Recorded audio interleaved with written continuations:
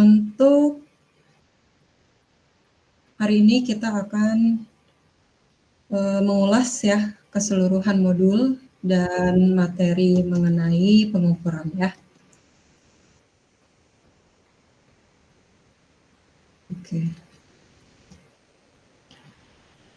Kemudian ini modulnya ada 8 modul. Oh ya, laporannya sudah diambil belum? Sudah, Ibu. Sudah, Bu. Sudah ya. Oke.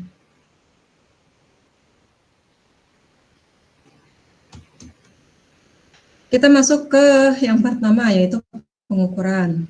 Di pengukuran ini kalian kan ada beberapa ya, sebelum praktikum itu melakukan pengukuran data ruang, kemudian saat praktikum juga ada beberapa pengukuran. Nah, kalian diharapkan bisa membaca alat ukur dan menulis data yang terbaca pada alat ukur gitu. Nah, untuk alat ukur ini, apa ini? Untuk mengukur apa? Suhu dan kelembapan, Bu. Ya, jadi ini ada termometernya juga ya, dan persentasenya ini untuk mengukur kelembapan. Nama alatnya adalah Termohigro. oh, termohigro ya. Oke.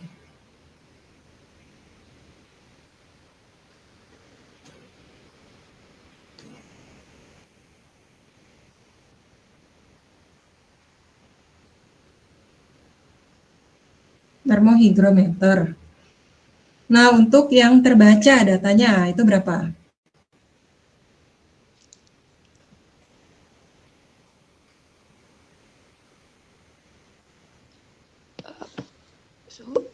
Suhunya 20 derajat, 20.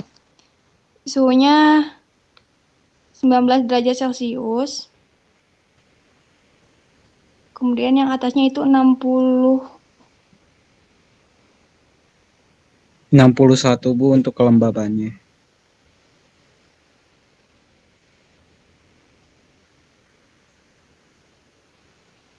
Nah, ini suhu sama kelembapan. Lihat ya jarumnya. Kalau jarumnya itu belum menyentuh garisnya, maka jangan dianggap dihitung ya, jangan dianggap gitu. Apalagi ini masih di tengah gitu, belum mendekati. Nah, jadi suhu harusnya berapa? 19. Kelembapan 60%. 61. 60% saja. Kenapa 60%. jangan ada kenapa jangan ada 0,5-nya? Karena dia tidak ada skala kecilnya ya. Ketelitiannya itu tidak Cuma 0,1. Jadi dia ketelitiannya hanya 1 gitu. Ketelitian itu gini, nilai skala terkecilnya ya. Nah, sekarang kita tentukan nilai skala terkecil masing-masing. Nilai skala terkecil suhu berapa? 0,1. 0,05. Kalau 0,1. 0,1. Tapi kalau ditulis tuh jadi kalau di itu 0,05 nggak sih? 1, Ibu, 1. 1. Iya, 1. Kelembapan berapa? 1 juga. 1 juga ya. Ingat ini skala terkecil.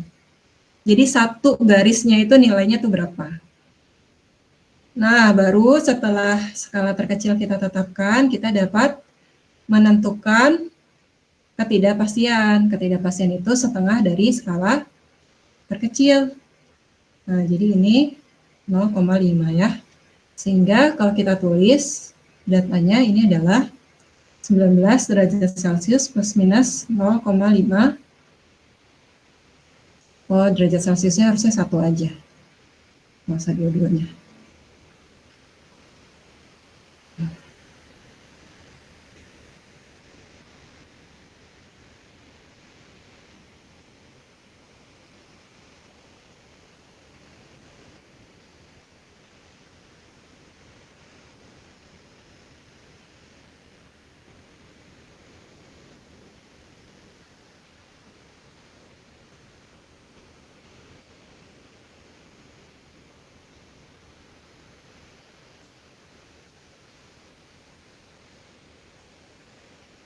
Nah, ini juga sama ya. Jadi, oh, kok ini Celsius sih?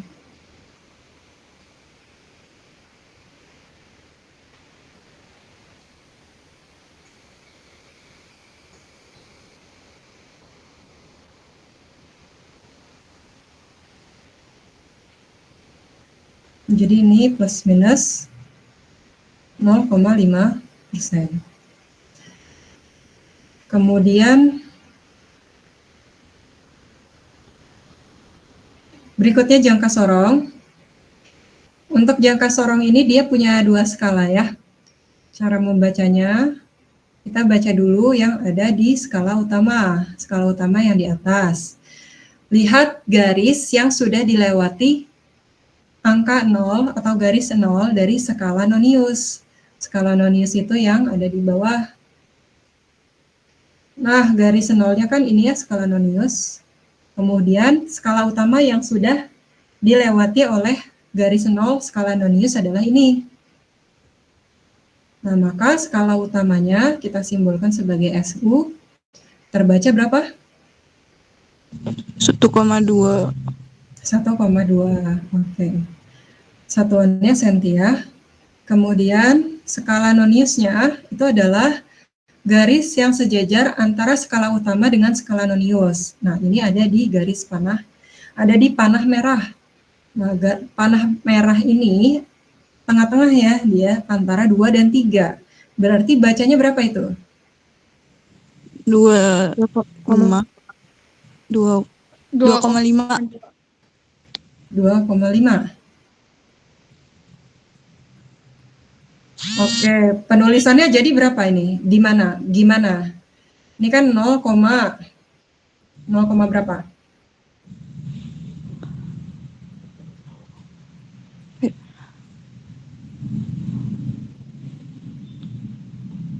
Dua lima aja. 0,25. Kalau kita tulis ini 25, berarti kan kalau dijumlahkan jadi 1,45 kan? Sedangkan si 0 ini dia belum melewati garis 4. Gitu ya. Jadi dia masih di range 1,2, cuma lebihnya tuh berapa gitu. Sehingga penulisan yang betul itu seperti apa? 0,025. Ya, di belakangnya ya. 0,025. Ini masih satuan senti. Sehingga datanya adalah 1,2, lebihnya 25 gitu ya. Oke, selanjutnya untuk skala terkecilnya berapa? Skala terkecilnya, lihat yang paling kecil. Garis antara, kan yang paling kecil skala nonius. Nah, skala nonius itu satu garis terdekatnya, jarak antar garis terdekatnya ini berapa? 0,5. 0,5. 0,05.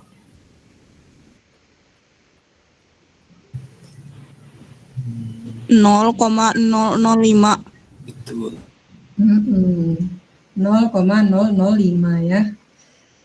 Ini kan yang terakhir ini kan.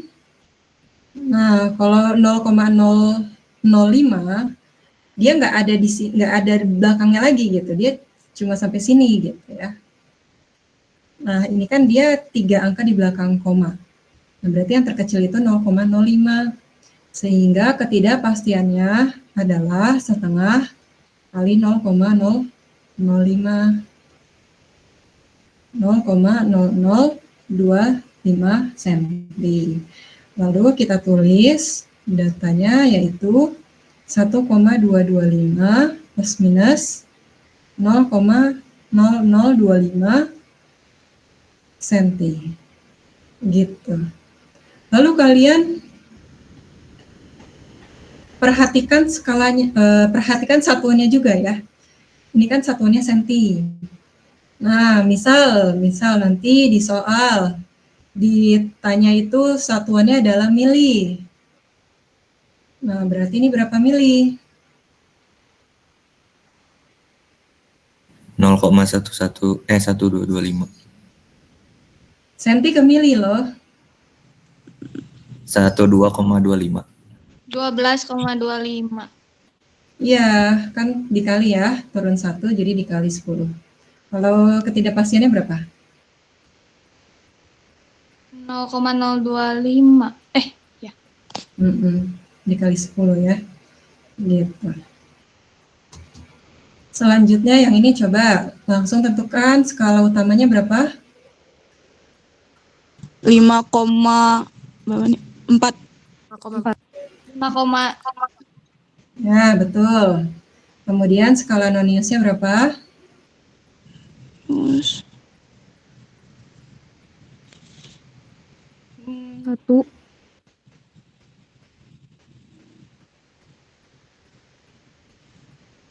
Ya, ini ada di garis 1 ya. Di sini tuh yang lurus. Nah, jadi berapa itu? 0,001. 0,01. 0,01 saja. Dia tinggal ditambahkan setelah SU, setelah skala utama, udah ditaruh di situ dia, gitu ya. Jadi ini yang terbaca adalah 5,41 cm. Kemudian langsung kita tuliskan datanya ya. Datanya ini jadi 5,41 plus minus, berapa ketidakpastiannya? 0,05. 0,05. Ini dalam satuan senti, kalau dalam mili? 54,1 plus minus 0,05. 0,5. Iya, oke. Kita lanjut. Kita masuk ke modul pertama ya. Silakan dibuka laporannya untuk GJB. GJB ini merupakan suatu gerak yang jatuh dari suatu ketinggian tanpa adanya kecepatan awal atau kecepatan awalnya 0. Nah, tujuannya adalah menentukan nilai percepatan gravitasi. Gitu. Nah, untuk persamaannya ada dua ya. H setengah GT kuadrat, V kuadrat sama dengan 2GH. Yang persamaan 1, kan kita tentukan ini kan ya. Nah, nilai dari Y, A, B, X gitu. H ini sebagai Y, T kuadrat sebagai X. Lalu setengah G ini sebagai gradien B. Maka setelah kita tentukan gradien itu setengah G, maka kita dapat gravitasinya dari persamaan 1 ini, yaitu 2B. Gitu. Nah, untuk persamaan yang kedua, ini Y-nya adalah V kuadrat, X-nya adalah H, kemudian gradiennya adalah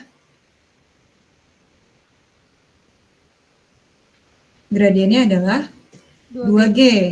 Maka gravitasinya berapa? 1/2G. 1/2B. 1/2B, ya, atau B/2 ya. Gitu. Mungkin nanti kalian diberikan persamaan. Kalian entah persamaannya dari H atau V kuadrat, kalian tentukan gravitasinya berapa, jangan ketukar ya. Oke, kita lanjut. Kalau ada yang mau ditanyakan langsung aja, nggak apa-apa. Masuk ke hasil percobaan. Nah, ini ada grafik H terhadap T kuadrat. Grafiknya ternyata seperti ini. Nah, artinya apa kalau seperti ini?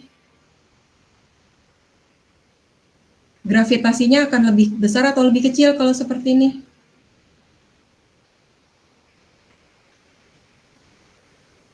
Gravitasi percobaan akan lebih apa daripada gravitasi teori?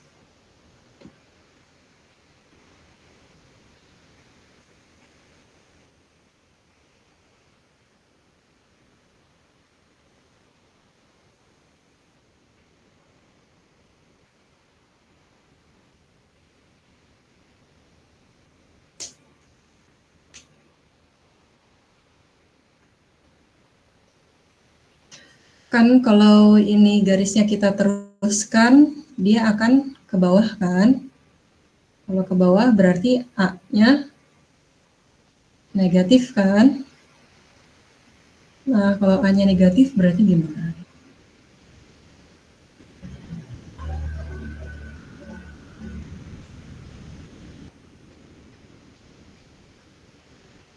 akan lebih kecil, Bu. Akan lebih kecil, kenapa lebih kecil?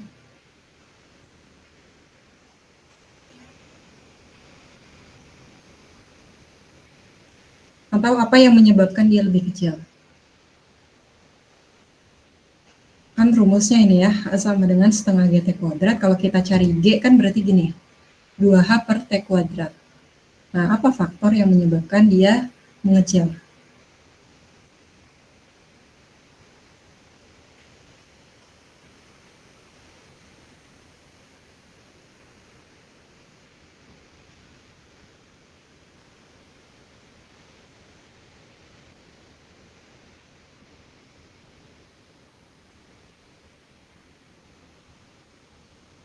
Coba dilihat, kalau gravitasi percobaan lebih kecil dari teori, faktor apa itu?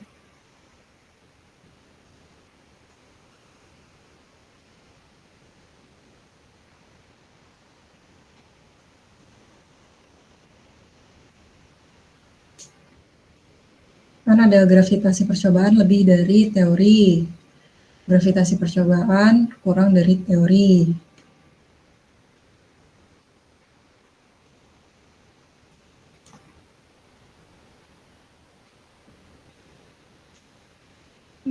Karena pengaruh waktunya, bukan, Bu? Waktunya apa? Ketika kan itu bolanya jatuh ya, jatuhnya itu kan ada apa sih namanya tuh yang sensornya. Nah, itu bisa jadi karena terus kan ada bolanya tuh ada magnetnya di atasnya tuh. Ketika bolanya dijatuhkan pasti ada pengaruh dari reminensi magnetnya. Jadi sehingga si magnetnya itu perlu waktu untuk jatuh sehingga ya waktu yang dibutuhkannya itu bertambah gitu. Jadi delay ya. Jadi ini waktunya membesar. Nah, karena delay kan berarti waktunya jadi lebih lambat ya kan, lebih lama. Ketika waktunya lebih besar, gravitasinya jadi lebih kecil kan.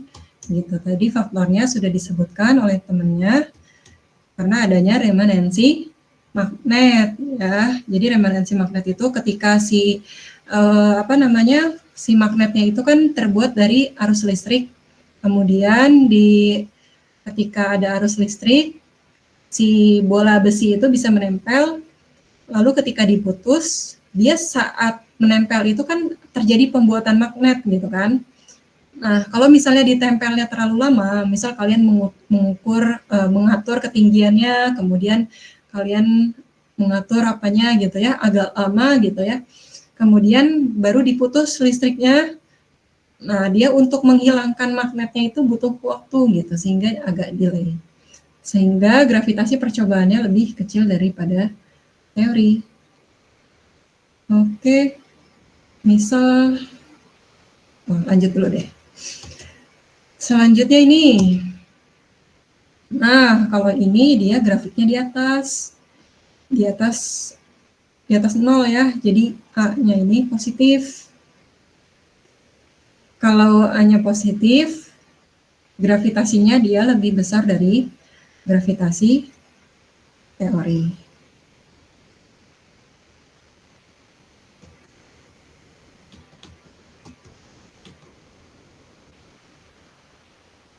Apa yang menyebabkan gravitasinya lebih besar dari gravitasi teori?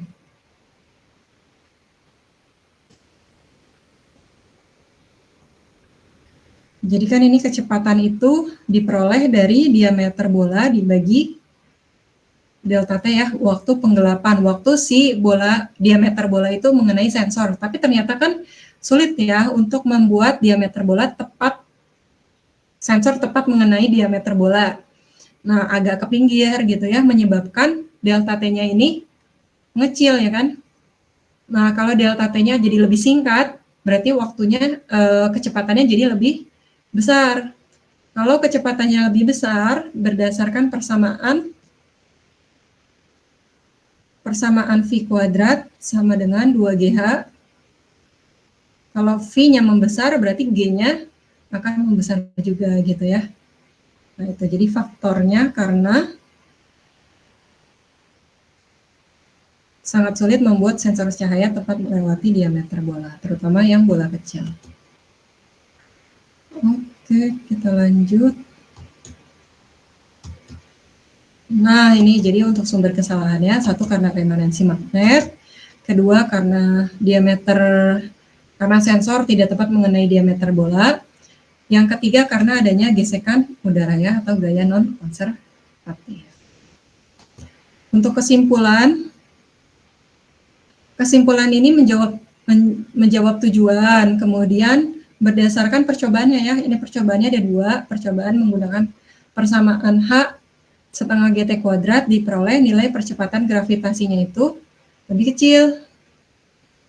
Nah, pada percobaan V kuadrat sama dengan 2GH diperoleh nilai percepatan gravitasinya itu lebih besar.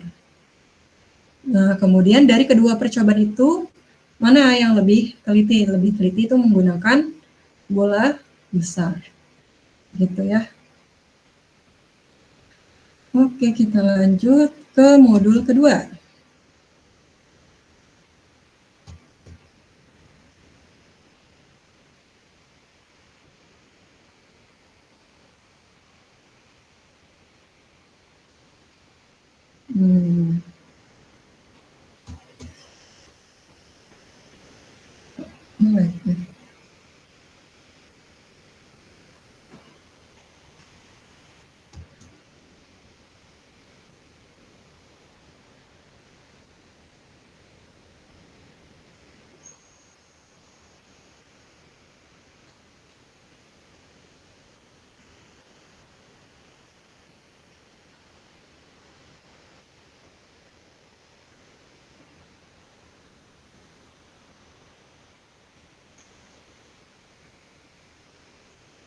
Sebentar saya stop screen dulu. Oke, baru jalan.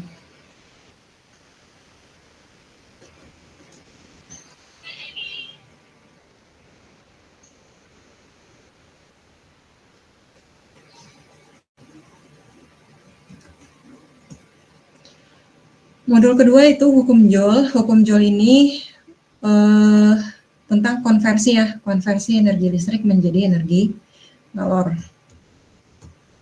Tujuannya adalah memeriksa keberlakuan hukum kekekalan energi konversi energi listrik menjadi kalor. Rumus yang digunakan ini ada WFIT sama Q MC delta T. WFIT ini untuk menentukan energi listriknya, QMC delta T untuk menentukan energi kalornya. Ya. Untuk yang delta T ini gunakan yang hasil koreksi Newton. Koreksi Newton itu seperti apa? Ya, kalian sudah 2 modul ya, kalau nggak salah, hukum Joule sama tara kalor. Itu kan menghitung ini ya, menghitung koreksi Newton dua-duanya. Nah, jadi yang pertama dicari adalah K. Ya, silakan dipelajari modulnya. Bukan modul laporan kalian. Bagaimana perhitungannya? Pertama mencari K, kemudian yang kedua mencari delta T1. Setelah dapat delta T1, kita dapat Tmax. Baru yang terakhir kita dapat delta T. Gitu. Perhatikan juga data-data yang lain, ada suhu ruang, ini rata-rata ya. Kemudian ini TC adalah suhu kalorimeter rata-rata. Jadi T1 ditambah T2 dibagi 2. Lalu untuk prosesnya ini ada 2 ya, proses pemanasan selama 2 menit dan proses pendinginan selama pemanasan berapa menit? 2 menit. Pendinginan berapa menit? Pemanasan bukan 2 menit ya?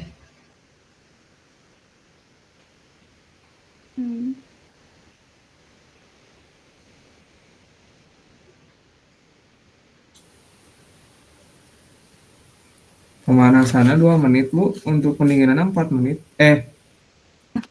Ya Bu, 4 menit Bu untuk 4 penelitian. menit. Berarti 240 Iya, 40 detik. 240 detik. detik.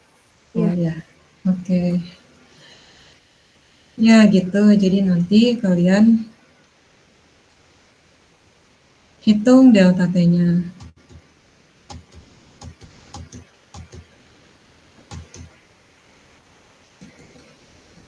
Setelah dapat delta T ini kan nanti disubstitusi ke Q ya, Q MC delta T. Kalau M-nya kan sudah jelas, C-nya juga sudah jelas, sudah ada. Kemudian delta T-nya dari hasil koreksi Newton, lalu nanti dibandingkan dengan energi listriknya gitu. Nah, energi listriknya kan W fit ya, fit VIT, V-nya yang sudah ditentukan, kemudian I-nya yang dihasilkan, lalu T-nya adalah waktu selama pemanasan saja. Jadi selama 2 menit 120 detik.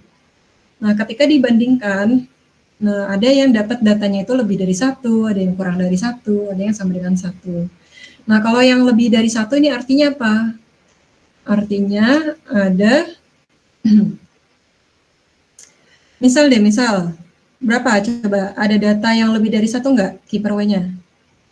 1,016. 016 kita buletin aja dia di 2 ya. Nah, berarti ini artinya apa? Artinya ada kalor yang masuk ke sistem. Oke, terus yang kurang dari 1 contohnya berapa?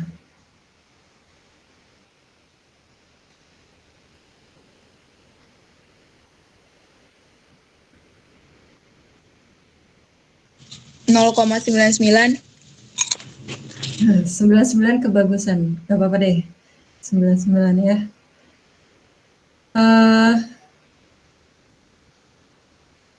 Kalau ini ada kalor yang keluar ya. Ada kalor yang terlepas ke lingkungan. Nah, kalau ini kan kondisi ideal ya. Nah, misal gini. Misal satu ini senilai dengan 100%. Ya memang ya 100% itu kan 100%. 1 sen kan 100. 100 per 100, 1. Nah, maka kalor, kalau misalnya kita mau cari tahu berapa banyak kalor yang masuk ke sistem gitu. Berarti ini sebanyak berapa kalor yang masuk ke sistem?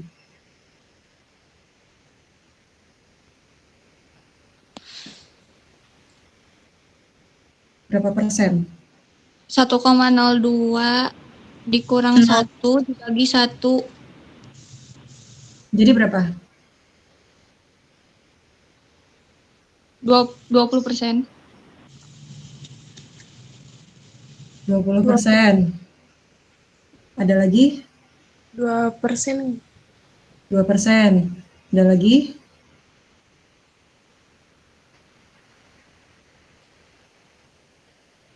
Oke, tadi kan 1 itu ibarat dengan 100%.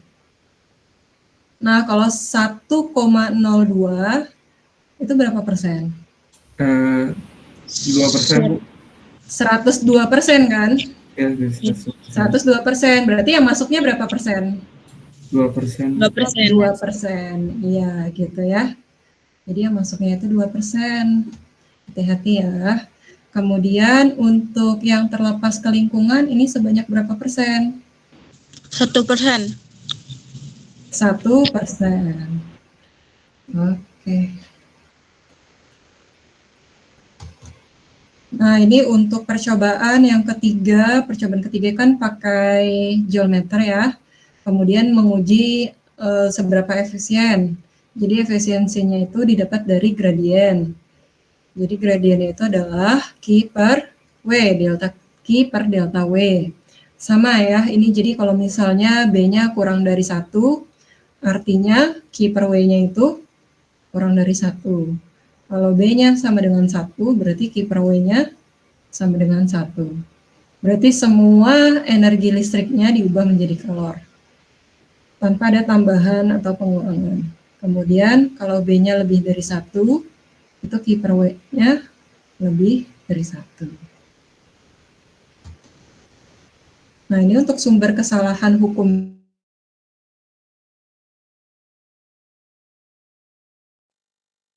masuk itu ke atau dari sistem.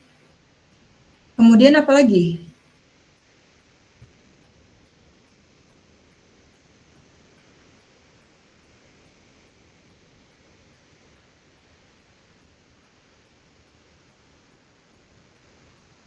Tidak diaduk ya?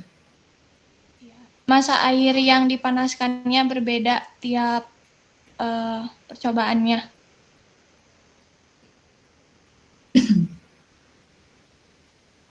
Sebentar, masa air yang dipanaskan berbeda setiap percobaan. Jadi kalau seingat saya, Bu, waktu itu kan ada percobaannya tuh apa ya? Yang dibuang dulu airnya gitu. Terus ada yang ditambahin lagi. Itu kan kayak nggak konsisten ya. Si konsentrasinya berapa-berapanya nggak ditentuin juga, makanya dari segi itunya juga beda-beda gitu.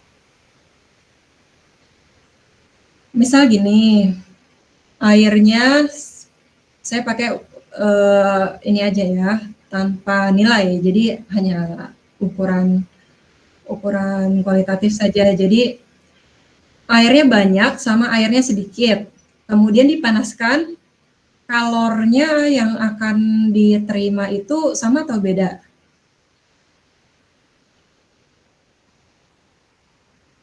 Beda.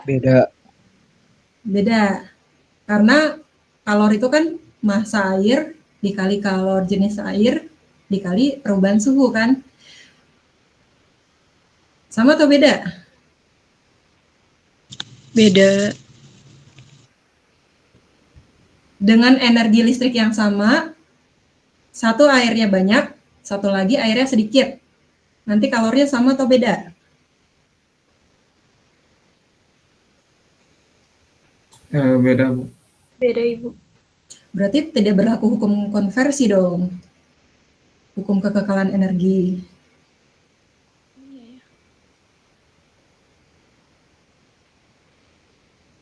Tapi kalau dari rumus mah kan rumusnya tuh Q sama dengan MC dikali delta T. Itu kan M-nya sebanding ya, Bu. Jadi kalau M-nya semakin besar, berarti Q-nya semakin besar juga. Q-nya semakin besar.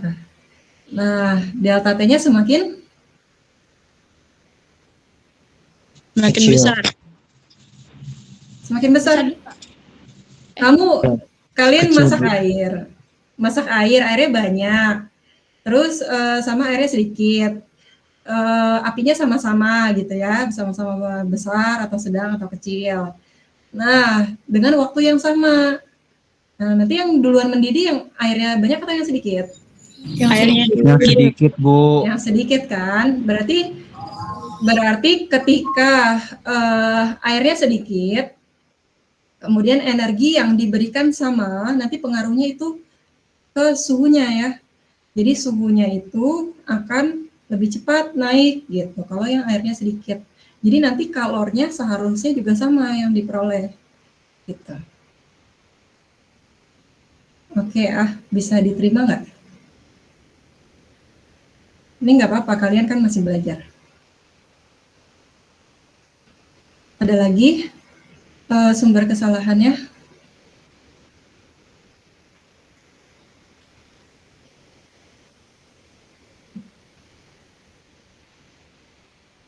Kabel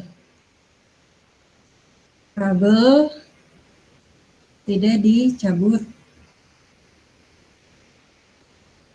menyebabkan masih ada aliran listrik ya, karena kan masih menyolok kan, gitu. Terus apa lagi? Kalibrasi alat, Bu.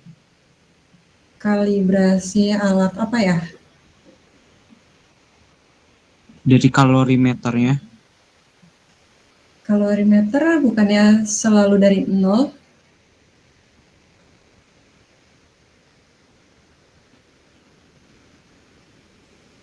Jadi alat apa yang dikalibrasi?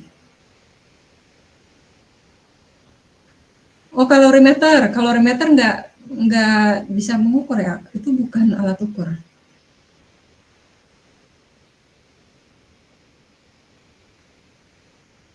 Jadi Oh, dari voltmeter sama ampermeternya, Bu. iya, jadi alat ukur voltmeter dan ampermeter.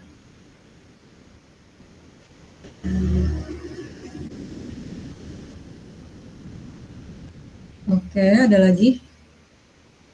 Dari faktor lingkungannya, itu ketika suhu ruang dan kelembaban udara. Karena kalorimeter itu memiliki kecenderungan untuk menyesuaikan dengan suhu di lingkungannya juga. Suhu lingkungan, oke, boleh. Kemudian apa lagi? Terus waktu praktikum kemarin tuh termometernya tuh kurang akurat gitu, Bu. Termometer kurang akuratnya kenapa? Naik turun. Iya, kayak apa? Kalau seperti itu berarti sensor tidak teliti atau terlalu teliti? Sensor terlalu teliti, Bu. Terlalu teliti. Jadi dia sedikit naik aja atau sedikit turun aja bisa mendeteksi gitu ya. Betul.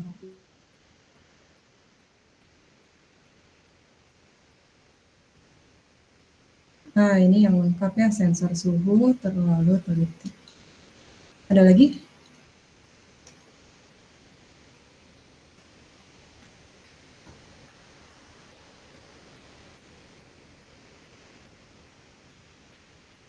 Sensor suhu menyentuh dinding kalorimeter. Jadi yang terukur adalah suhu kalorimeternya, bukan suhu airnya ya.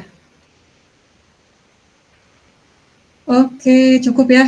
Kita bisa lanjut ke modul ketiga, yaitu hukum kekekalan energi mekanik. Tujuannya adalah membuktikan keberlakuan hukum kekekalan energi mekanik dan menentukan jumlah energi mekanik.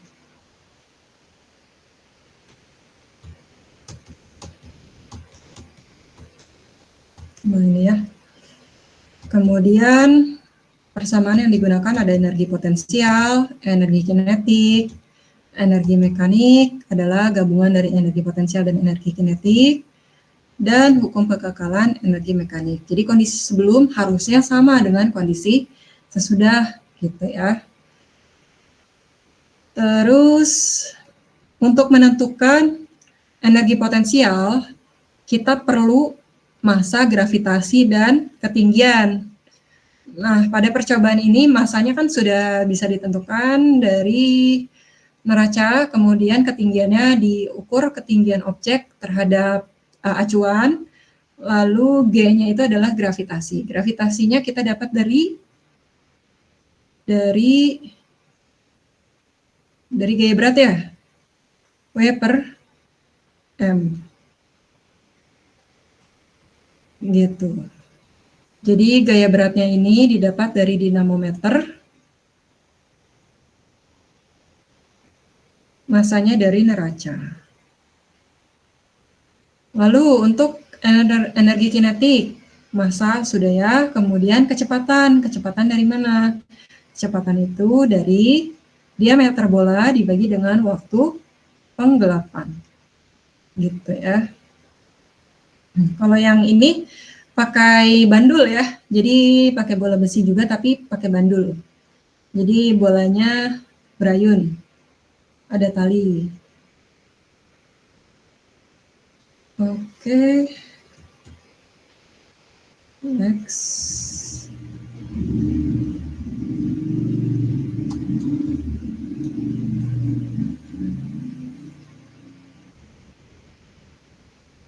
Nah ini, jadi ini untuk percobaan 1. Nah, percobaan satu apa? Percobaan satu itu melihat bagaimana energi itu dikonversi ya. Dari energi potensial di A itu menjadi energi kinetik di B. Oke. Kemudian ini percobaan kedua. Percobaan kedua ini adalah menguji keberlakuan hukum kekekalan energi mekanik. Misal ini adalah titik A, ini titik B, ini titik C, D, dan E. Seharusnya energi mekanik di A itu sama dengan di B, C, dan D. Dan E. Gitu ya.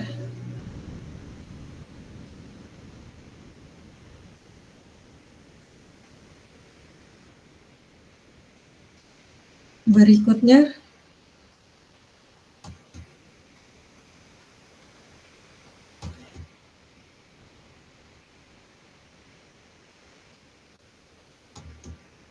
nah grafiknya seperti ini ya, dia dari 0, kemudian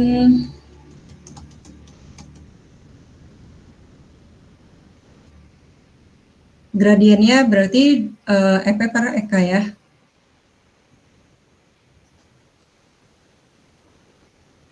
Delta EP per delta EK. Misal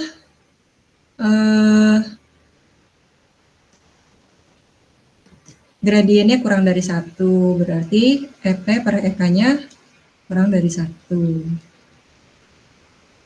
Kalau gradiennya sama dengan 1, berarti semua energi potensial itu dikonversi menjadi energi kinetik. Lalu kalau B-nya lebih dari 1, maka energi potensial per energi kinetiknya lebih dari 1. Artinya apa di sini? Artinya energi potensialnya akan lebih apa daripada energi potensial, daripada energi kinetik?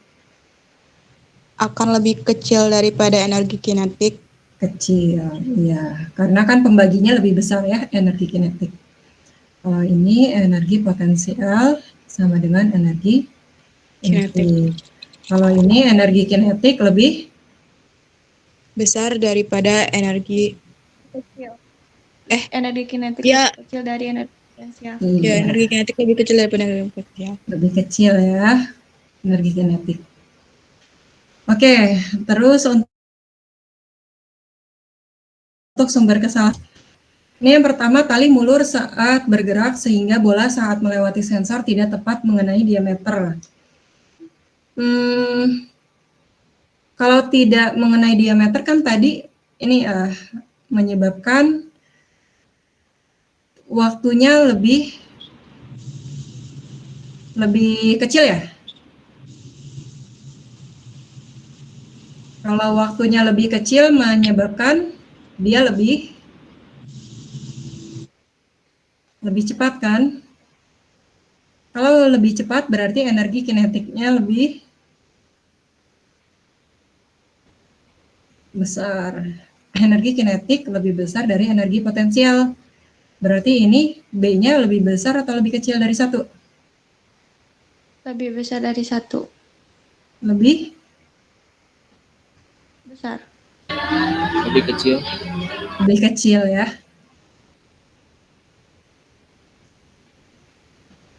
Kan B itu energi potensial per energi kinetik. Kalau EK-nya besar, B-nya kecil. Gitu. Oke, yang kedua. Tangan ikut mendorong. Udah sekalian yang ketiga. Tangan ikut mendorong saat benda dilepaskan, berarti ada gaya tambahan ya, gaya eksternal ini sama ya kasusnya. Jadi menyebabkan waktunya lebih cepat, kecepatannya lebih besar, kemudian energi kinetiknya lebih besar, sehingga gradiennya lebih kecil. Tadi saya ada yang miss deh, apa ya?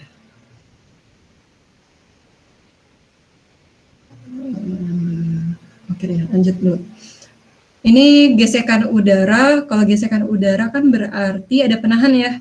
Kalau ada penahan berarti nanti energi kinetiknya akan lebih kecil. Melambat.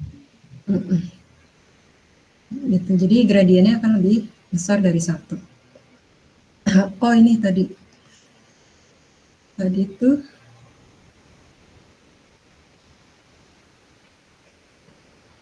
di GJB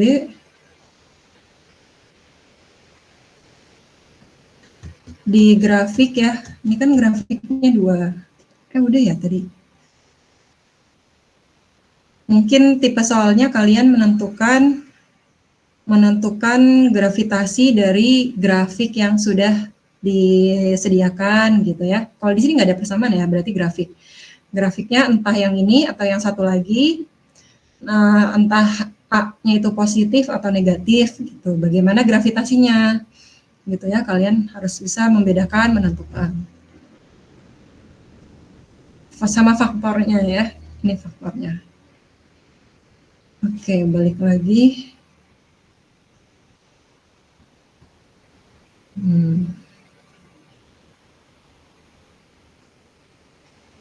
Lanjut ya, tara kalor mekanik. Tujuannya adalah membuktikan hukum kekekalan energi pada proses perubahan usaha mekanik menjadi kalor. Nah, ini untuk usaha mekanik MGN/PD, kemudian untuk kalornya beda rumus ya dari yang hukum Joule.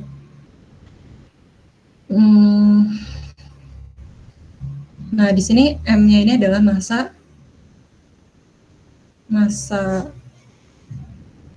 kalorimeter.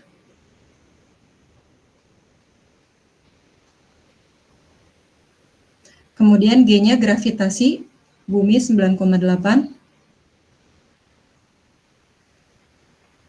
Lalu N-nya ini adalah banyak apa? Banyak putaran. Pi-nya 3,14, D-nya ini adalah diameter kalorimeter.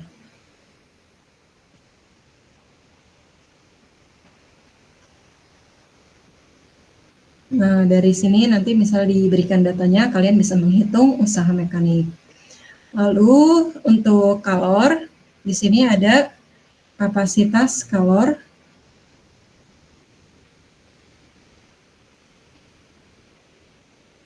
Kapasitas panas ya. Kapasitas kalor atau kapasitas panas dari kalorimeter. Kalorimeternya ada yang silinder, ada yang ada yang aluminium pejal, berongga, sama tembaga. Terus di sini massa airnya gunakan satuan gram. Lalu T ini adalah suhu. Suhunya diubah ke Kelvin. Jadi derajat Celcius ditambah 273. Oke, kita lanjut.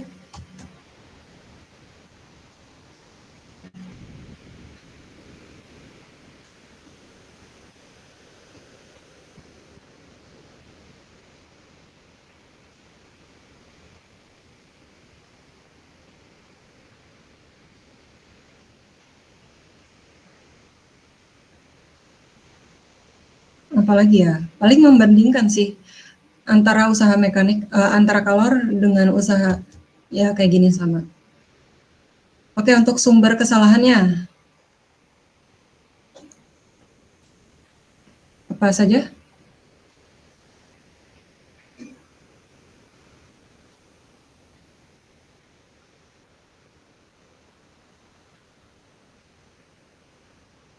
Sama ya, seperti ini ada kalor yang masuk atau kalor keluar, terus apa lagi? Putaran yang dilakukan pada alat pemutar tidak konstan, tidak konsisten gitu. Itu tidak berpengaruh, karena ketika semakin banyak putaran, usahanya kan akan semakin besar. Pengaruhnya nanti kalau semakin besar, panasnya juga semakin besar juga kan, gitu. Jadi sebetulnya banyak putarannya mau cepat, mau lambat, nanti kan pengaruhnya ke M, ke banyak putaran. Nah, ketika ya mau dicepetin atau dilambatin, nanti kan N-nya itu yang diatur, sehingga nanti dapat W, nanti W-nya nanti pengaruh ke Q, dikonversi kan, seharusnya kekal ya, seharusnya mendekati 1. Nah, kira-kira apa lagi faktornya selain itu? Itu enggak Perbedaan perbedaan diameter silindernya. perbedaan diameter silinder. Pengaruhnya apa?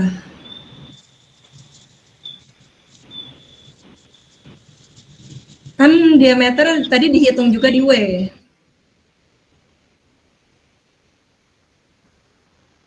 Dihitung juga di W.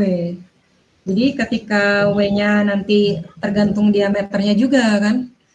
Kalau misalnya D-nya besar atau kecil, W-nya akan seperti apa. Nanti Q-nya dampaknya ke Q kan. Q-nya juga akan seperti apa. Gitu.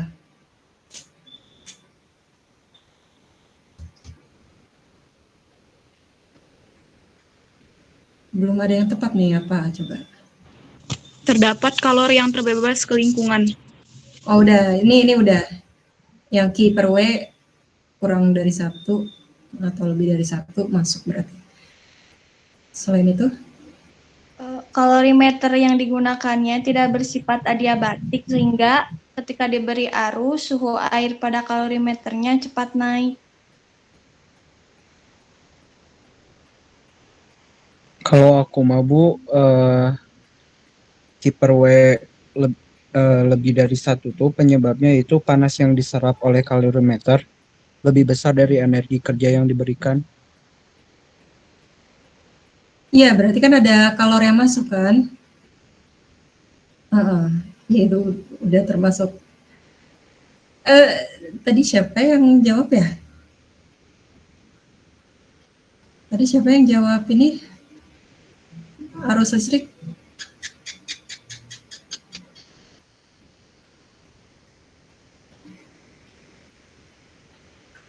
Oke, itu beda ya. Itu kan tadi ini untuk apa namanya? Untuk hukum Joule. Ini kan untuk tara kalor mekanik. Kalau tara kalor mekanik itu yang diputar itu loh. Sampai 200 putaran. Belum ada yang benar nih. Rasanya itu sumber kesalahannya di ini deh, disediakan deh.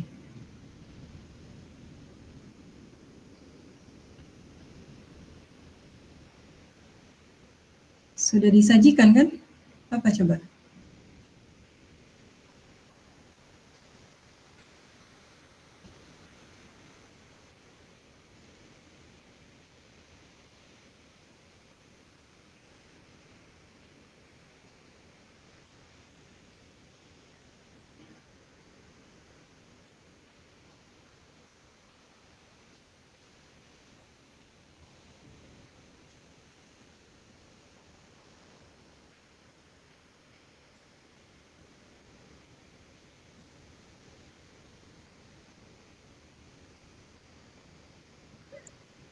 Gesekan pada bantalan roda yang bergerak bisa menghasilkan panas tambahan yang tidak diinginkan, bukan Bu? Oke ya, bisa. Itu untuk Q per W-nya lebih dari 1 ya. Justru itu panasnya justru dari situ kan?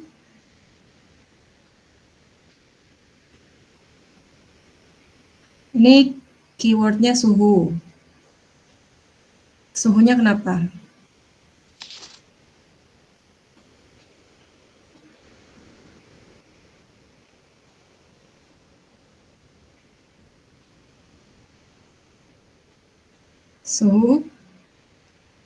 Suhu lingkungannya, kalau misalnya suhunya rendah, ada kemungkinan si panasnya itu serap oleh lingkungannya. Serap oleh lingkungan. Ya, jadi ini suhu yang terukur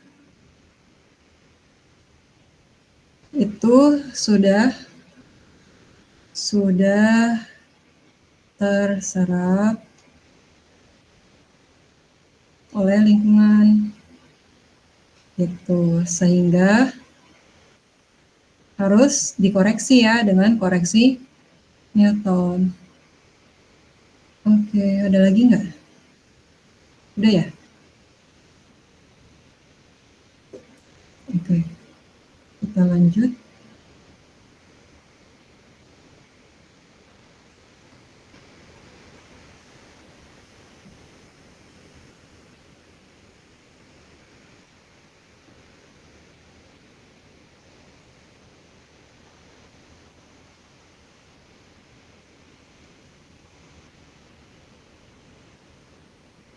ke faktor daya. Faktor daya ini tujuannya adalah menentukan faktor daya secara teori dan eksperimen. Secara teori,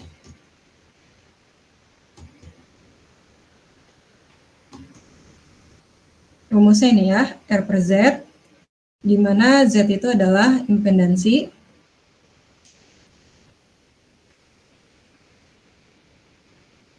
ini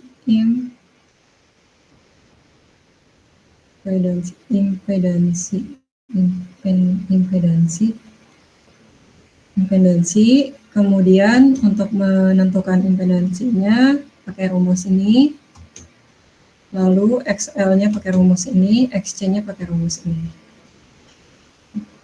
Kemudian F-nya ini gunakan frekuensi PLN. Frekuensi PLN itu 50 Hz. Lalu untuk XL dan X-nya ini reaktansi ya, reaktansi induktif sama kapasitif. L-nya induktansi diri, C-nya itu kapasitor. Oke.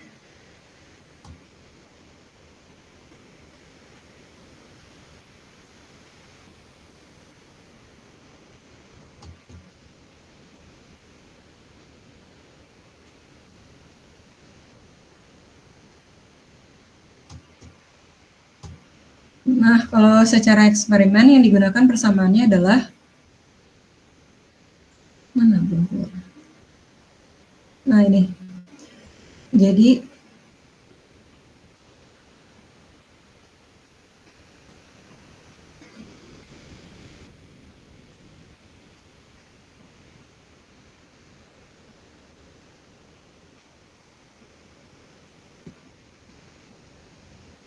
Jadi P efektif dari persamaan 1 itu ya, sama dengan V efektif dikali I efektif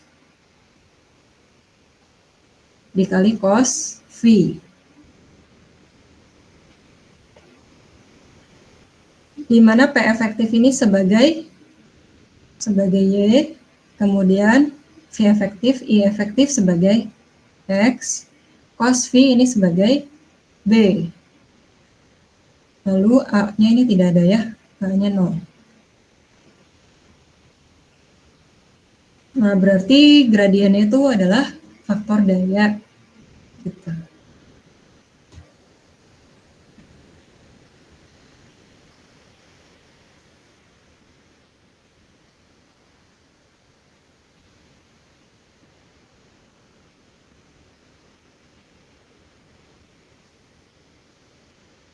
Oke, kalau dilihat di sini ini rangkaiannya dihubungkan antara komponen listrik induktor dengan resistor ya, resistornya internal, kemudian ke voltmeter, ampermeter, dan wattmeter, lalu dengan sumbernya adalah arus AC.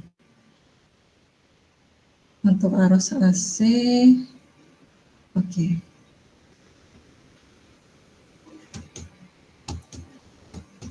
Dari percobaan 1. Percobaan 1 P efektif di sini ya. Ini V efektif. Ini dikali I efektif. Sehingga dapat gradiennya B ya. Gradiennya itu adalah P efektif per V efektif dikali I efektif. Secara teori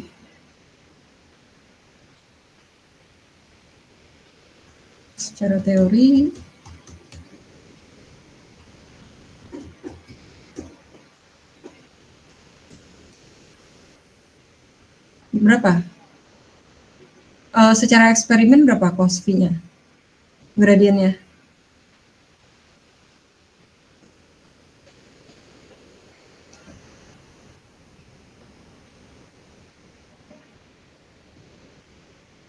0,6 ya? Iya, Bu. 0,6 berapa? 0,6531. Oke, 65 saja. Secara teori berapa?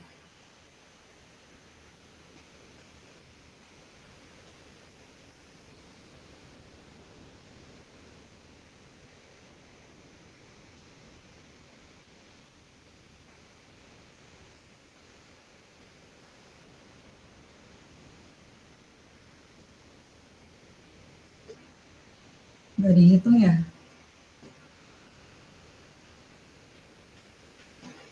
Secara teori R per Z. Ada kan di pertanyaan 3 kalau nggak salah.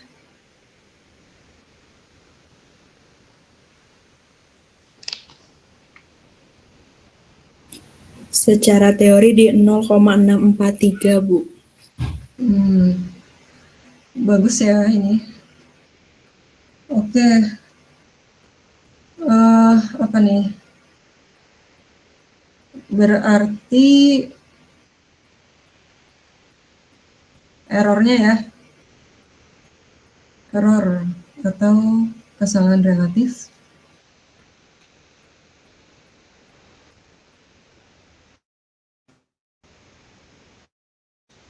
Cara mencarinya cos V boleh secara teori dulu, dikurangi cos V secara eksperimen, dibagi cos V secara teori ya, dikali 100%. Nah, ini pasti errornya kecil. Terus, lagi ya, next.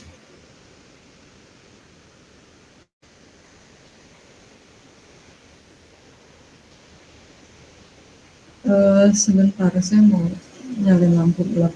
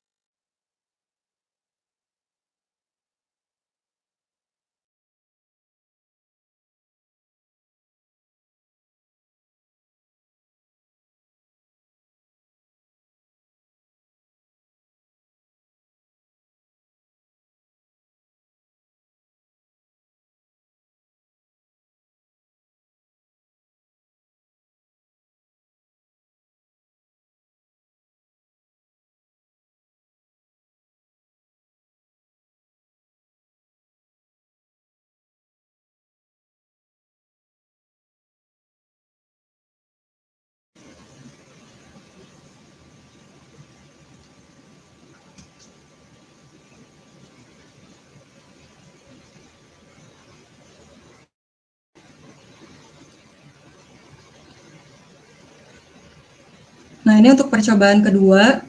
Ini kan ada yang dapat berapa? Gradiennya ada nggak yang dapat lebih dari 1? Atau di bawah 1 semua?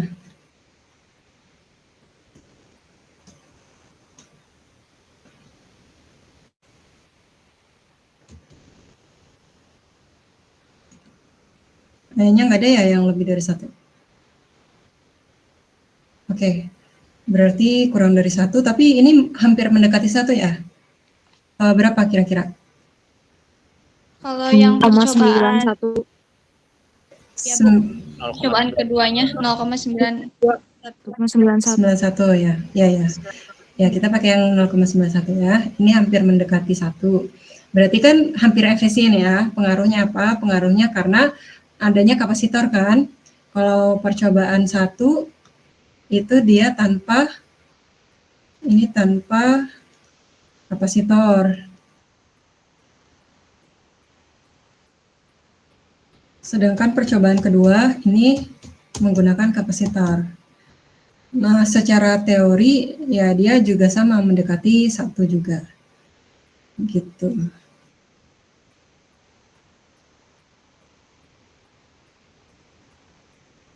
Jadi si kapasitor ini dia menyimpan daya sehingga menyebabkan daya yang hilang itu bisa diakomodir oleh si kapasitor. Oke, ini kok NPF ya?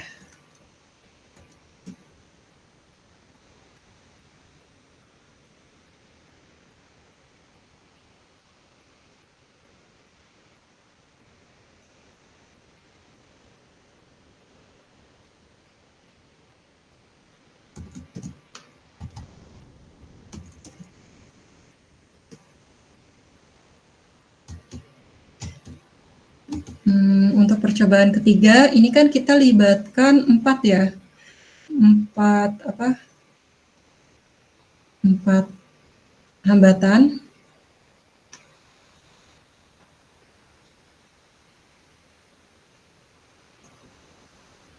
Dari 10 kelipatan 2 kalinya sampai 40. Kita mau lihat trennya ya, tren si faktor daya. Secara teori ini ketika R-nya 10, faktor dayanya berapa? 0,92. Kemudian 0,964. oke, ambil 96. Terus 0,98. satu lagi 0,99. 99. Nah, berarti trennya seperti apa nih? Semakin Naik. semakin besar hambatan, semakin besar faktor dayanya ya, gitu. Nah, secara eksperimen ada nggak yang dapat faktor dayanya lebih besar dari 1? Ada 1,11 waktu di R-nya 80. 1,11 ketika R-nya 80. Oke, ini kita analisis faktornya apa. Nah, ini menjadi sumber kesalahan ya. Nah, kan trennya seperti itu. Ketika hambatannya naik, faktor dayanya naik kan? Nah, ini kan faktor dayanya naik nih. Berarti apa yang menyebabkan faktor dayanya naik lebih dari 1?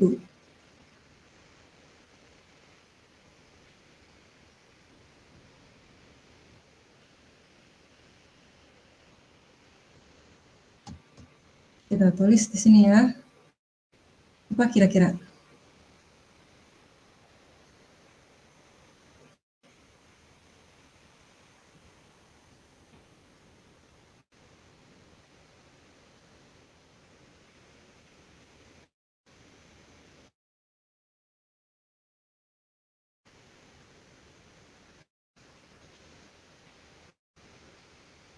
Tadi yang menyebabkan faktor daya semakin meningkat apa?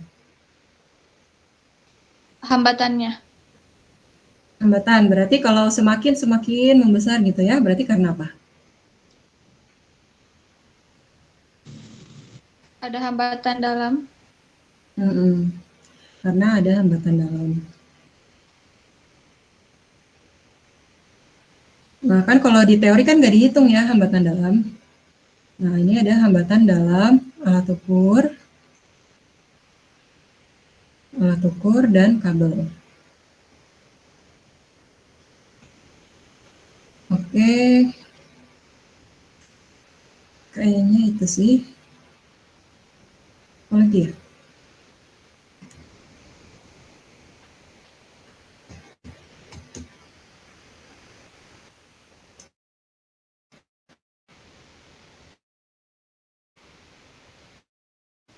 Oh, ini kalibrasi ya? Alat ukur belum dikalibrasi. Terus apa lagi?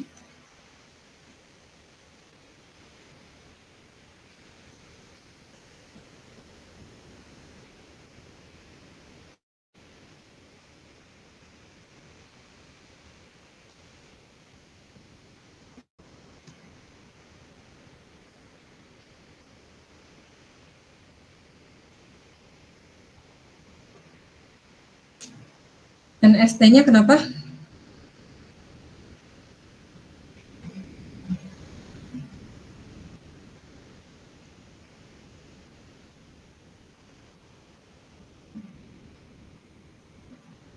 NST-nya terlalu besar, Bu.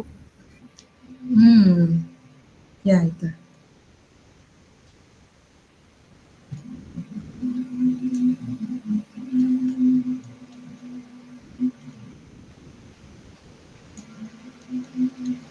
Nah itu ya. Oke, satu lagi deh saya tambahin. Ini batas ukur dari wattmeter itu apa? Kan wattmeter 30 ya batas ukurnya. Terus dia kan nggak sampai 30 kan, paling tinggi 11 gitu ya. Ya 10 cukup nggak sih? Batas ukur wattmeter terlalu besar.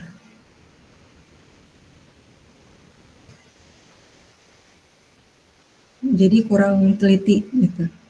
Dia kan nggak bisa diperkecil atau perbesar. Oke deh. Oke, kita masuk ke hukum Boyle. Tujuannya adalah menentukan tekanan udara luar dan jumlah mol gas ya. Ada 2. Berarti ini P apa? P ukur ya? Atau P coba? P coba ya?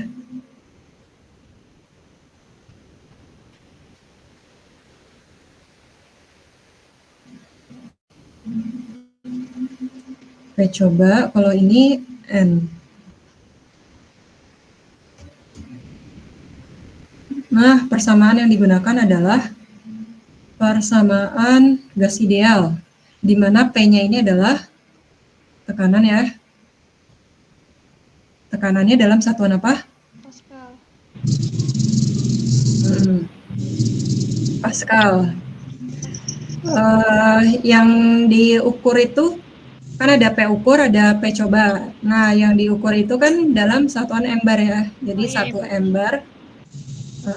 ember ini setara dengan 100 Pascal. Gitu. Kemudian V ini adalah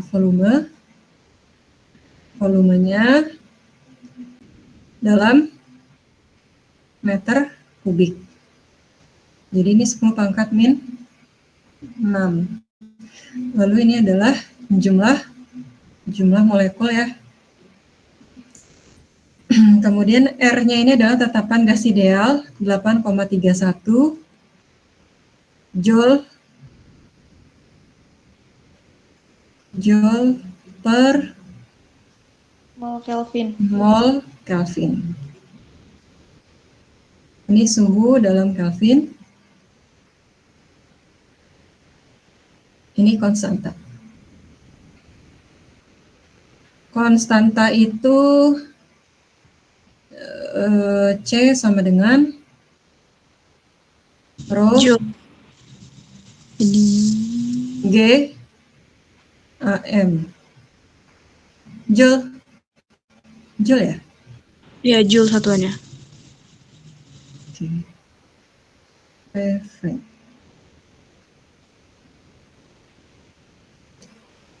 Oke, Joule. Terus ada rumus apa lagi ya? Ada rumus mencari, kan C itu rho G AM. Nah, terus kalau C di sini kan ada lagi nih ya, nRT. Berarti kalau kita substitusi nRT sama dengan rho G AM, nanti kita dapat N-nya itu adalah rho G AM per RT. Ya, atau C per RT. RT. Oh ya benar RT.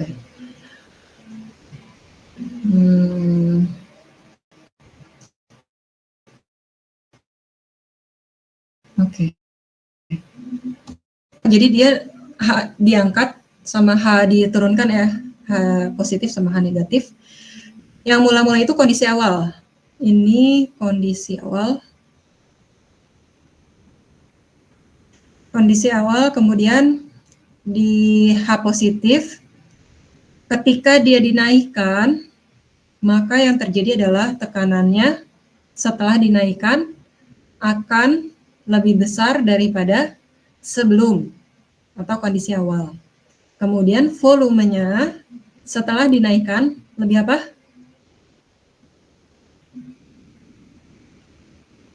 Nanti kalau misalnya menentukan ini gimana? Lebih kecil. Lebih kecil ya. Nah, kan lihat nih kondisi awal volumenya itu volume di dalam ini kan, udara yang terperangkap di dalam tabung. Nah, setelah dinaikkan jadi mengecil gitu. Nah, pada percobaan ketiga, pada H negatif, ini tekanannya setelah diturunkan, tekanannya mengecil, volumenya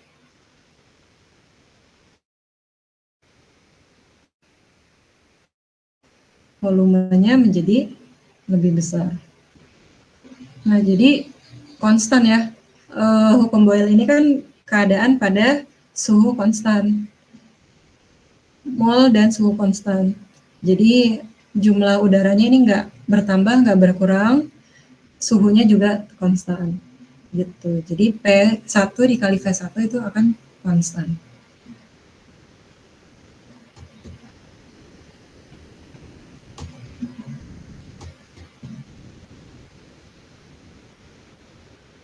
Grafik hukum Boyle yang mana? Yang pertama. Yang pertama. Nah, jangan ketukar ya, sumbunya yang mana yang P, yang mana V. Ini tiga-tiganya hukum Boyle. Grafik hukum Boyle. Ketika suhu konstan, kan suhunya konstan di sini, tekanannya meningkat. Ketika suhu konstan juga volumenya meningkat gitu.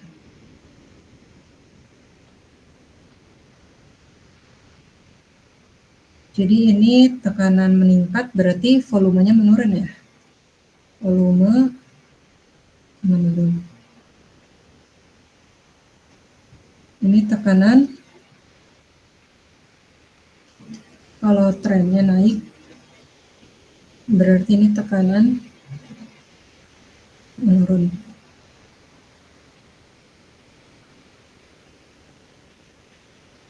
Untuk menentukan P1, P2 gini ya. Ketika tekanannya besar, volumenya kecil. Ketika tekanannya kecil, volumenya besar.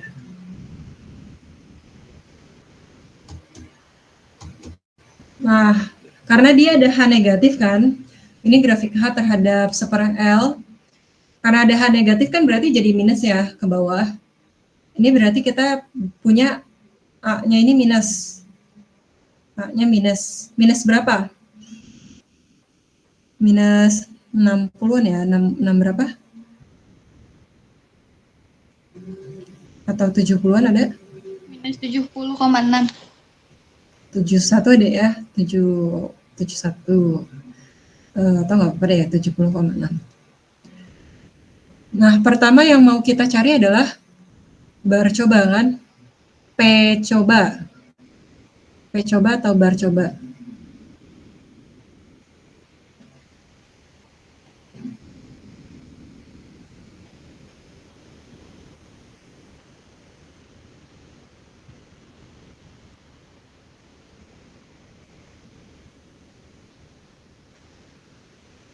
Untuk menentukan bar coba itu rho apa? Rho GN. GN per 10.000 ya? Per 10.000 karena kan dia diubah kan ke Pascal. Ke ember. Ke ember. Terus ini rho-nya 13.600 Gravitasinya 9,8. N-nya adalah negatif A, berarti 70,6 dibagi 10.000. Nah, nanti ini dalam satuan M bar. Terus kan dibandingkan ya, bar coba dengan bar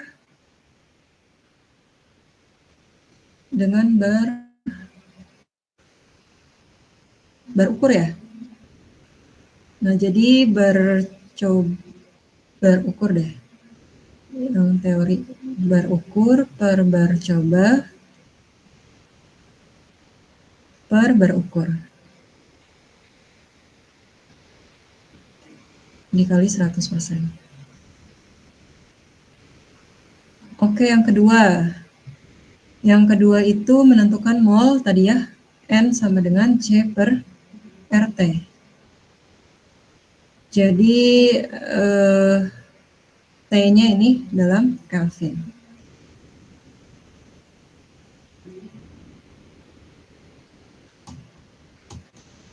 Sumber kesalahannya apa kira-kira?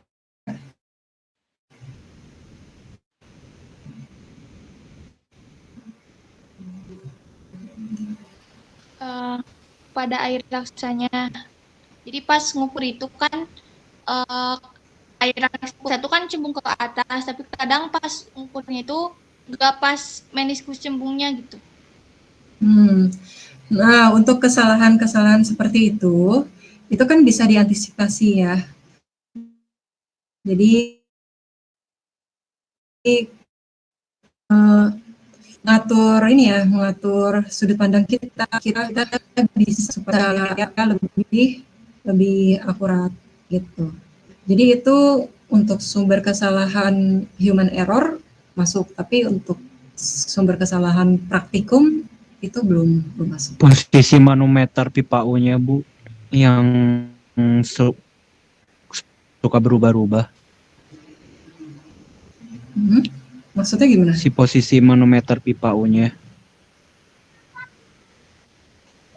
Gimana ya?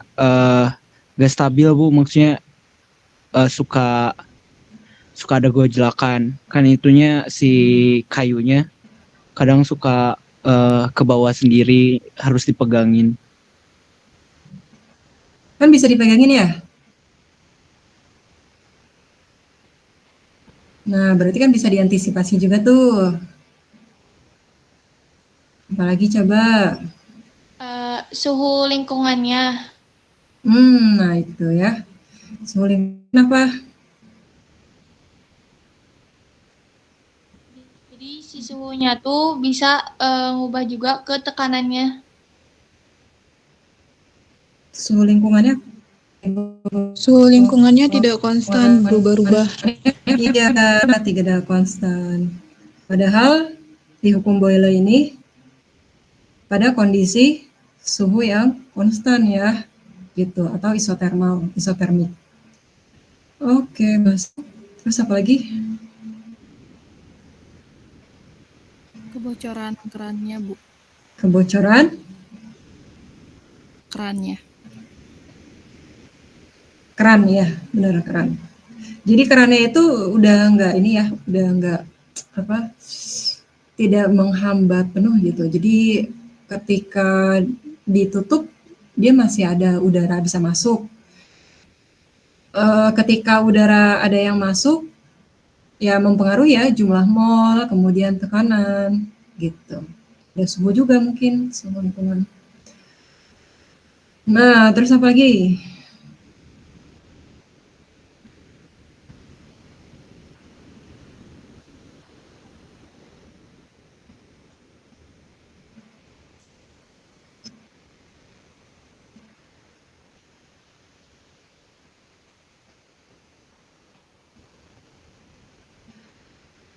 Ini, jadi untuk mensiasati si keran bocor, digunakan stempet. Jadi ada stempet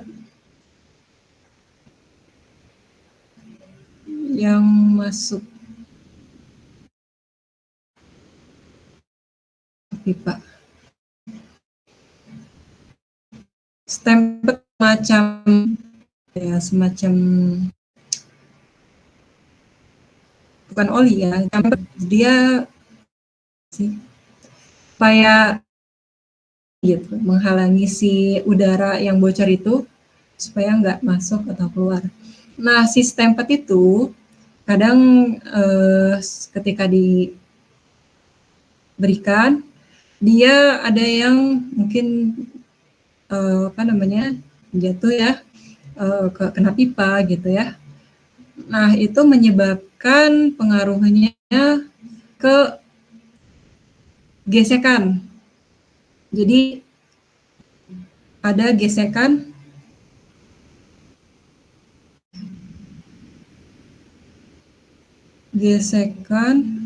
antara raksa dengan pipa dinding kaca.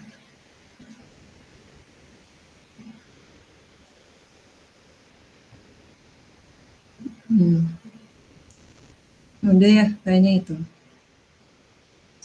Oke.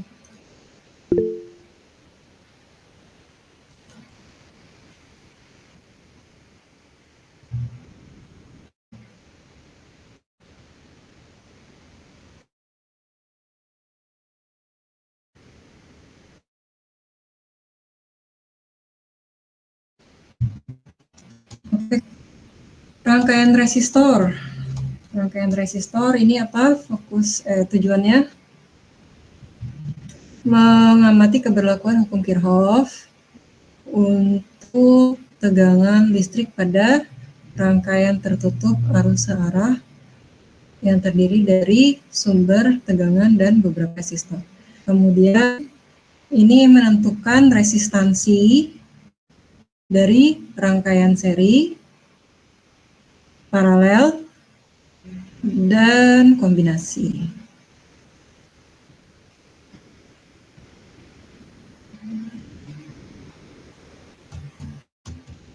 Teorinya ini ada hukum Ohm, R sama dengan V per I, kemudian hukum Kirchhoff 1, total arus yang masuk sama dengan total arus yang keluar, lalu tegangan listrik, total tegangan ditambah total GGL ya, itu sama dengan total GGL, total ditambah total tegangannya harusnya GGL sih.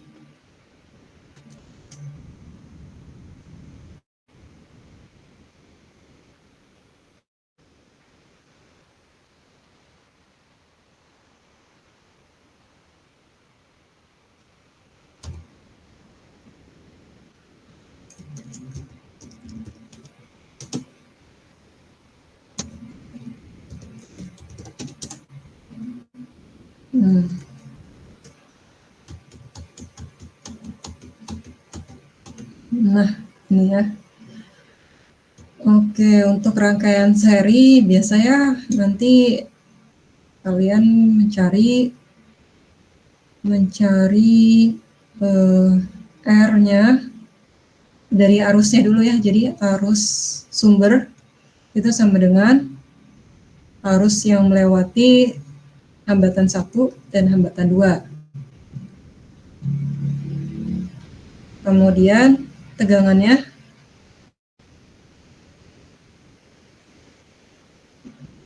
tegangan V1 itu sama dengan V1 dikali R1. V2 sama dengan V2 dikali R2 V.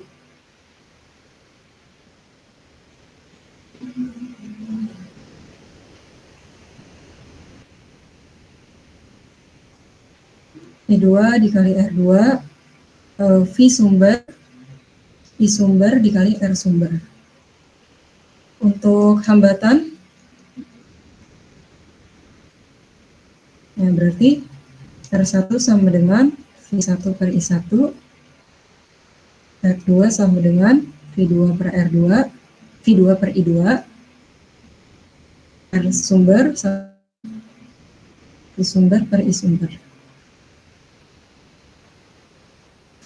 Oke, lanjut. Untuk paralel, arusnya itu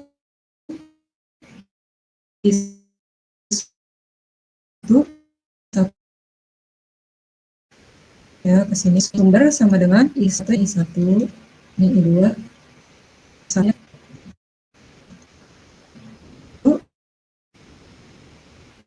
kemudian untuk tegangan V1 V sumber itu sama dengan V1 sama dengan V2. Kemudian untuk hambatan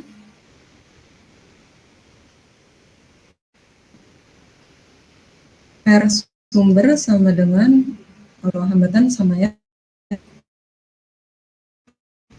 pasti R sumber sama dengan V sumber gitu ya.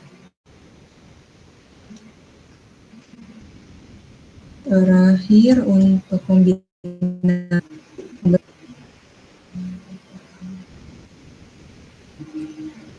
kombinasi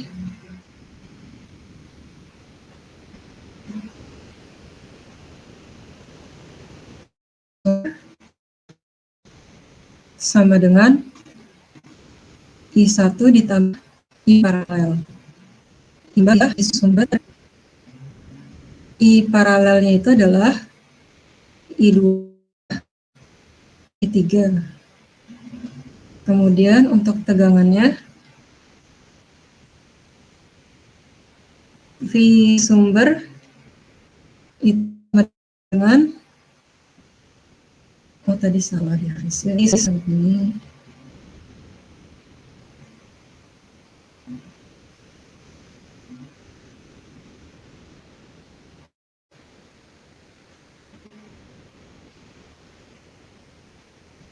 ini harusnya V sumber itu sama dengan V1 ditambah V2. Kalau ini V sumber itu sama dengan V1 ditambah V paralel. V paralel itu sama dengan V2 sama dengan V3. Hambatan mas sama ya. Ya, oke, untuk sumber kesalahan apa? Rangkaian resistor. Ini ada ini aja, hambatan dalam aja, satu. Hambatan dalam kalibrasi ya, ya kayak faktor daya. Hambatan dalam alat ukur dan kabel. Kemudian alat ukur belum dikalibrasi.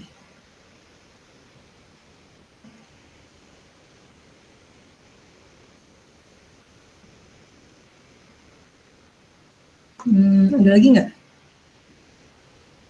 Ibu maaf kalau misalnya suhu kawatnya itu baru nggak? Kan kalau misalnya kawat tuh suhu dalam kabelnya. Misalkan kalau misal dialiri sama arus pada listrik tuh makin lama kelamaan suka panas gitu. Nah itu tuh ngaruh ke kekuatannya. Nah itu jadi sumber kesalahannya atau tidak?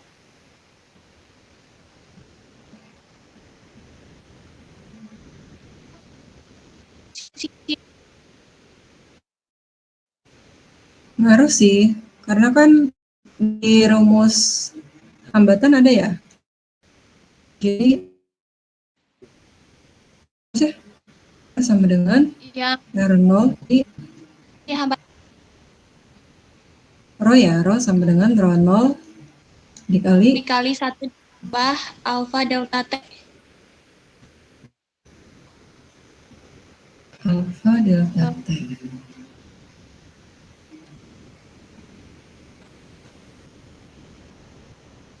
Ini rho akhir, rho total apa ya? Suhu.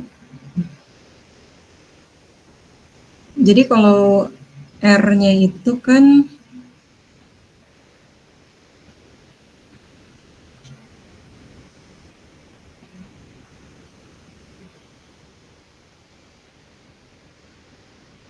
Rho L per A ya. Berarti nanti pengaruhnya ke rho. Kalau suhunya membesar, rho-nya membesar.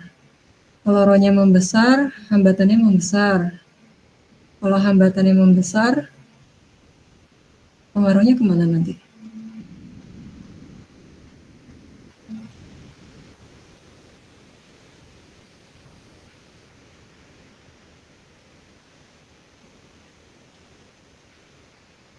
Ngaruh ke itunya. Ke arus ya, jadi arusnya nanti mengecil ya, karena hambatannya membesar. Kalau arusnya mengecil, berarti nanti perhitungan hambatan secara eksperimen akan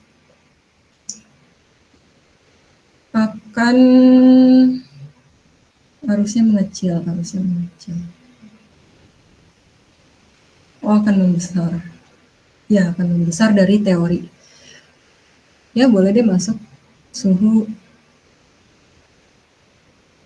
apa? Suhu kawatnya di dalam kabel. Suhu di dalam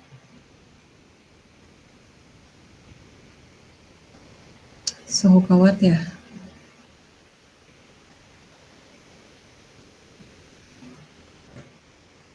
Oke ya, sudah 3. Terakhir, hukum Charles. Hukum Charles ini menentukan tekanan udara luar menggunakan hukum Charles. Hukum Charles ini yang konstan adalah tekanannya ya. Jadi ini V1 per T1 itu sama dengan V2 per T2.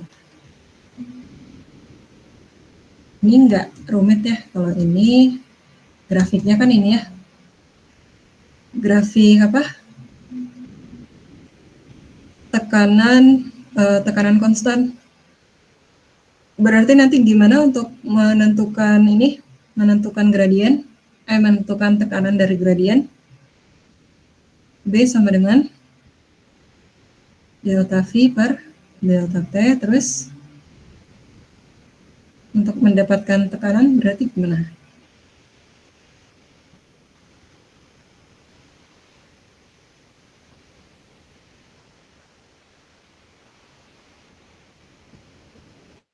Kan tadi NR dibagi B. NR per B. NR per B. Karena tadi PV sama dengan NRT, kemudian P sama dengan NRT per V. T per V ini adalah 1/B.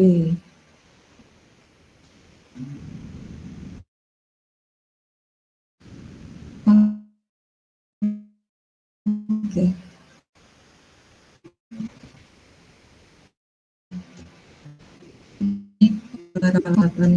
Sumber kesalahannya apa saja?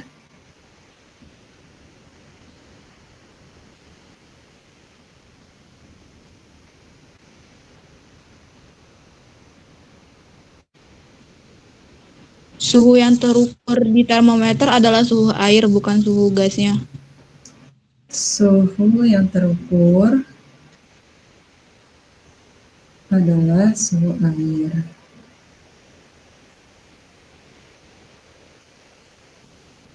Bukan suhu gas. Oke, terus apa lagi? Terus tekanan di dalam ruangan berubah, tidak konsisten. Apa yang berubah? Tekanan.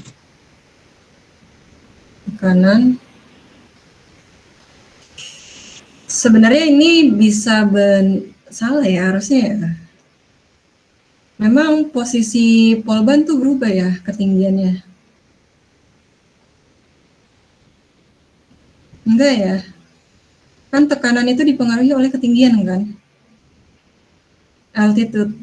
Kalau posisinya nggak berubah, harusnya nggak pengaruh ya tekanan ya. Ya nggak sih, kalian kalau misalnya ambil tekanan nilainya segitu terus nggak? Atau berubah-berubah?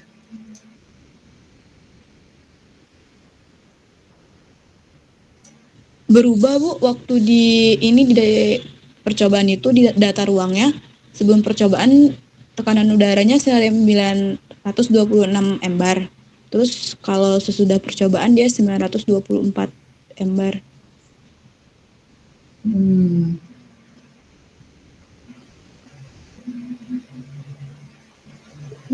Oke deh.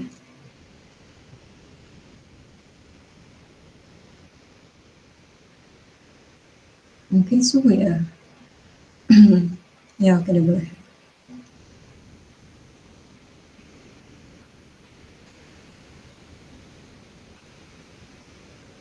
Oke, apa lagi? Kebocoran gas dari sistemnya. Ini kalau ini enggak ada kebocoran. Pengukuran volume air raksa pada saat proses pemanasan sulit terbaca. Ya, itu bisa.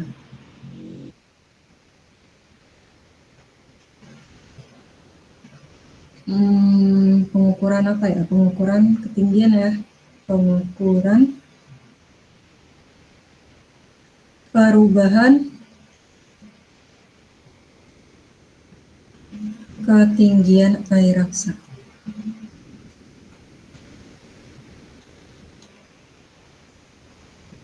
Sulit terbaca. Oke, ada lagi nggak?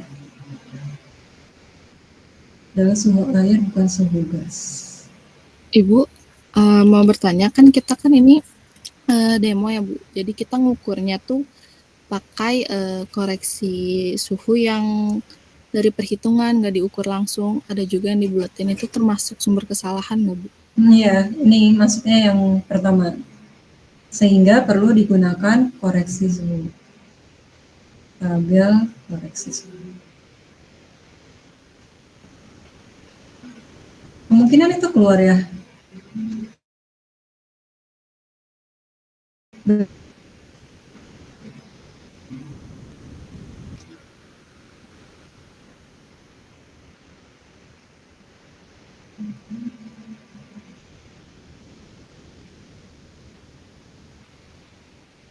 Ada yang masih ingat?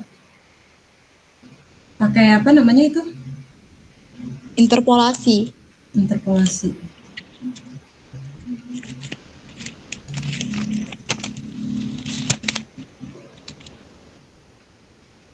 Oke, cara menghitungnya gimana? A min A1 per A2 min A1 sama dengan B min B1 per B2 min B1.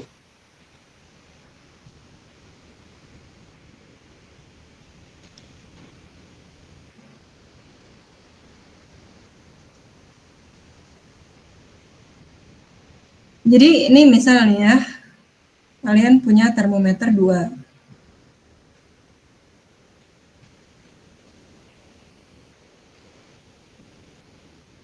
Nah, satu termometer derajat Celcius, satu derajat X. Kalau Celcius kan jelas ya, titik didihnya 100, titik bukunya 0. Ini misal titik didihnya 20, ini 60. Misal ini diketahui di tengah-tengah 50. Nah, kita mau cari X nih berapa gitu. Nah, bisa pakai ini. Ya, maksudnya simpelnya gini. Ini anti ngafal ya.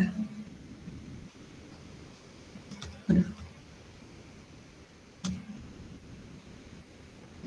Simpan deh.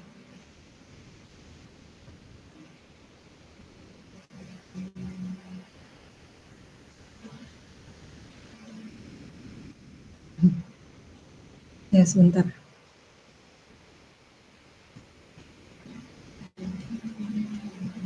Tadi itu ya.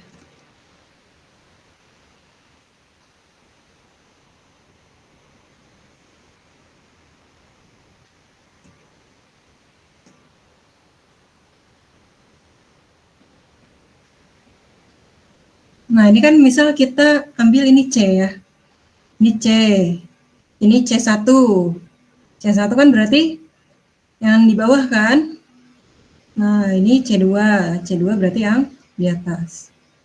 Gitu. Ini B, berarti ini X.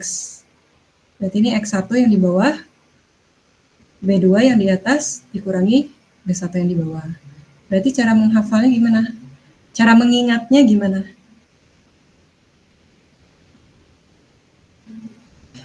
Tengah dikurangi bawah, per atas kurang bawah. Udah. Berlaku juga yang ini. Tengah kurang bawah, per atas kurang bawah. Mau dibalik juga bisa. Atas kurang bawah, per tengah kurang bawah. Asal ininya sama. Atas kurang bawah, per tengah kurang bawah. Gitu. Lagian nggak usah ya pakai ini, pakai cheat sheet. Bisa ditulis.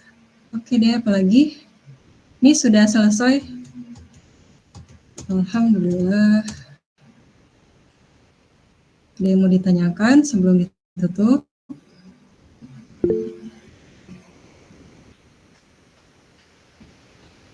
Mengangkat tangan, Fani, Tiara. Siapa dulu nih? Tiara dulu aja, Ibu. Ya, mangga Tiara. Ibu izin bertanya, kalau di cheat sheet itu yang boleh ditulis apa aja? Apa aja? Bebas gitu. Mm-mm. Kayak ya mau masukin teorinya sama rumus-rumusnya juga boleh gitu. Boleh. Asal syaratnya apa? A4 terus cuman 1 halaman aja. 1 halaman? Emang nggak boleh bolak-balik? Bolak-balik, Bu. Bolak-balik aja, Ibu.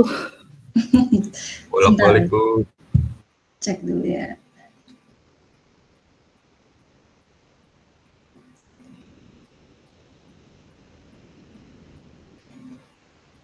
Satu lembar. Ya udah, kalau yang mau 1 halaman boleh. Nggak ada yang melarang. Berarti boleh bolak-balik, Ibu. Iya kan 1 lembar. Oke, Ibu, makasih, Ibu. Ya, next, Fani. Ibu, di sini mah Fani mau nanya buat sistem ujiannya. Ntar hari Senin nanti tuh kita bakal dikasih data buat 8 modulnya terus kita hitung, atau misalnya kayak pertanyaan teorinya kah, atau misalnya hitungan gitu ya, Ibu? Campur, ada teori, ada grafik, ada hitungan. Oh, termasuk yang ini ya, termasuk yang MKT. Oh, berarti kayak misalnya bakal ditanyain sumber kesalahannya kah, atau misalnya kesimpulannya gitu, Ibu? Ya, Berarti betul. kayak gitu, di antara 8 modul. Jadi Bu, dari 8 modul itu tuh melingkup semuanya jadi satu, ya kayak satu gitu, atau ada 8 lembar soal, misalkan 8 lembar soal, 8 modul kayak gitu, atau kayak gimana, Bu? Semuanya kemungkinan keluar, kan kalian sudah dipelajari semua ya. Jadi kemungkinan semua keluar. Dari modul 1 sampai modul 8, dari modul 1 mungkin berapa sekian, modul 2 diambil berapa persen gitu. Berarti Ibu ntar tuh bakalan ada yang bakal dikasih data terus kita ngitung datanya, tapi ada juga yang nanya hasil percobaannya gitu Ibu. Bisa jadi gitu. Jadi harus paham semuanya gitu ya. Ya. Oke. Udah sih Ibu buat dari Fani. Makasih Ibu. Tapi semuanya sudah dibahas di sini di responsi. Aman lah kalau misalnya yang mengikuti ya, kalau misalnya yang betul-betul. Ibu boleh minta tolong PPT-nya bisa dibagiin, Bu? Dibagiin? Ya, jika selesai responsinya. Ya. Memang nggak screenshot tadi? Soalnya kalau ini takutnya ada yang kelewat atau gimana, Bu, kayak gitu. Tadi di screenshot juga. Oh ya. Ya, nanti di-share di grup. Baik, Bu, terima kasih. Oke, ada lagi? Ini yang saya khawatirkan kelas online kayak gini, ini ya, cuma yang aktif-aktif aja yang nilainya bagus mungkin. Saya nggak tahu ya, yang lain pada menyimak nggak? Ini selain Fani, Aldoni, Tiara. Menyimak, Bu. Menyimak ya. Oke. Ya, kalau yang tadi tidak menyimak, yang rugi kalian sendiri ya. Baik, ada lagi sebelum saya tutup?